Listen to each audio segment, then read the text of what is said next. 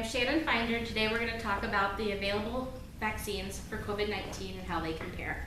I want to thank you all for coming today and enjoying this presentation with me. We're going to talk about the start of the COVID-19 pandemic, when it started, the doctor who first reported it. We're going to also talk about the search for the vaccine, and we're going to talk about emergency use vaccines and what that means. We're also going to go over the booster doses, when they started being given, and the conclusion will be remembering about the Operation Warp Speed and emergency use authorizations. The start of the COVID-19 pandemic was first announced by Dr. Zhang, and that was on December 27th, 2019 in Wuhan Municipal Health Commission, and that was first discussed with the CDC. December 30th, the hospital released emergency use notice on reporting the treatment of pneumonia of unknown origins. Now, some of the symptoms for COVID-19 we know are fever, cough, tiredness, sore throat, headache. These are also considered normal with like a flu season. So what was the difference? Well, the spread of the illness was very fast growing. We had a lot of deaths being reported that were not common, with all these different symptoms. In the United States alone, by June 2020, there were over 2 million confirmed cases of COVID-19. That was just within the first 6 months of the virus. So then they were looking for a vaccine. So the search began.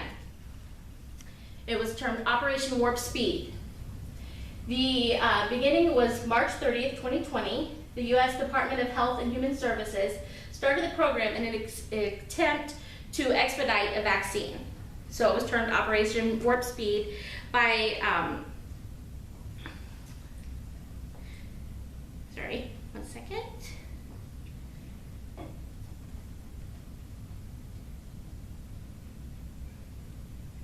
Just gotta get to my next slide.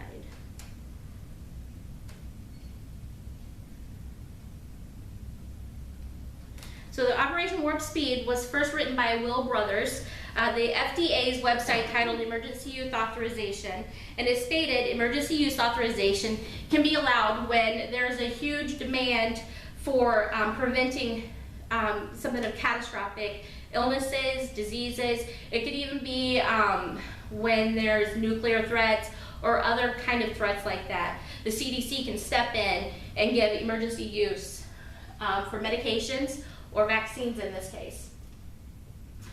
Finding a vaccine, they found 3 potential vaccines. There was Pfizer. By December 2020 was first given approval for emergency use. That was considered safe for 16 and older. It was given in 2 doses, and they had to be at least 21 days apart. Moderna was also toward the end of December 2020. It was available to 18 and older, and that was also 2 doses to be given 28 days apart. Janssen was not released for emergency use until February of 2021, and that was only available to 18 and older, and it was for 1 dose. So emergency use authorizations, the goal is to help prevent diseases. It's also used to help create what's known as herd immunity. So herd immunity is when you give a group of people a vaccine, and then it'll help protect the others that weren't able to get that vaccine. So then by protecting the ones who can't get it, you're preventing them from getting it, being exposed to something. So through herd immunity, many diseases have significantly dropped in the number of cases. There's even some that have been eradicated, like smallpox. No longer seeing smallpox. There are 3 types of vaccines that are available in the U.S. There's protein-based, there's viral vector-based, and there's messenger mRNA. So we have the protein-based, it uses part of the virus that best stimulates the immune system, and then it will identify the proteins that help create the antigen that will protect you. It creates the antibodies to fight off these infections. Viral vectors, they use genetic material in a modified form, and then your body will know how to react to that modification and creates that immunity that way. The mRNA consists of an mRNA encoding targeting, and then that will translate into a targeted protein that triggers your immune response. So the two types that we have, well, by the end of May 2021, the vaccine against COVID-19 was estimated to have prevented or delayed about 140,000 US deaths. So the vaccines for COVID-19 Comirnaty was formerly known as Pfizer. That's an mRNA. That became full FDA approval. 2 doses still remain for the primary series, 21 days apart. Spikevax, formerly known as Moderna, that is 28 days apart, still for the primary series, and that is also an mRNA. Janssen is a viral vector, so that is still given as 1 injection, and that actually is still limited use. So that's limited use for EUA. So the limited 1 dose, Novavax is a new one that's just been released. That's EUA.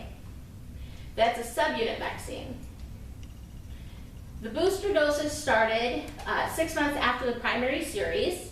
So make sure you consult with your doctor before you get a booster dose. Make sure that before you get your vaccine, you don't take Tylenol or any other meds. After your vaccine, if you feel ill, you need to make sure your doctor knows. But feeling a little discomfort, things like that is normal. You need do you qualify for a booster? That all depends. When did you get your vaccine? How old are you? And has it been 6 months since your first? Bring your vaccine card, and then you can see if you would qualify if it's been met the right time frame. In conclusion, we have 3 available vaccines in the U.S., with the 4th just being added, the Novavax. So you can go with the 2 FDA-approved, Moderna or the Pfizer. We so far have prevented or delayed at least 140,000 deaths in the U.S. alone. And these are the different vaccines: the Comirnaty, Janssen, Spikevax, and Novavax. And so thank you for staying and listening to my presentation today. If you have any questions, you can reach me by email, and have a good day.